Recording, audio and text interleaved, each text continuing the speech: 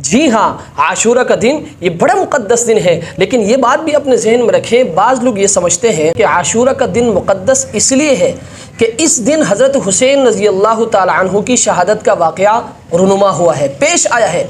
तो याद रखें, ये दुरुस्त नहीं है। आशूरा का दिन तो नबी अलैहिस्सलाम के ज़माने में भी मुक़द्दस समझा जाता था।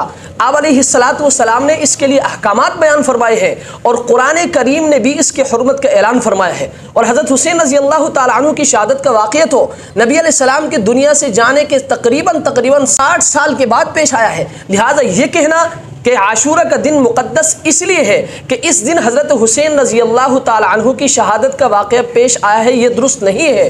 बल्कि हज़रत हुसैन रज़ी अल्लाह ताला अन्हु का इस दिन शहीद होना, ये हज़रत हुसैन रज़ी अल्लाह ताला अन्हु की मज़ीद फ़जीलत की दलील है कि अल्लाह तबारक व तआला ने हज़रत हुसैन रज़ी अल्लाह ताला अन्हु को शहादत उस दिन अता फरमाया जो दिन पहले से ही मुक़द्दस चला आ रहा था। अब आपके जहन में ये सवाल पैदा होगा, मौलवी साहब तो फिर आशूरा का दिन मुक़द्दस क्यों है? तो याद रखिए, ये अल्लाह ही जानता है, हमें इसमें पढ़ने की ज़रूरत नहीं है। बाज़ लोगों में ये मशहूर है कि हज़रत आदम अलैहिस्सलाम जब दुनिया में तशरीफ़ लाए थे तो वो आशूरा का दिन था। और इसी तरह तूफ़ान नूह के बाद हज़रत नूह अलैहिस्सलाम की कश्ती जब खुश्की पर आई थी तो वो भी आशूरा का दिन था।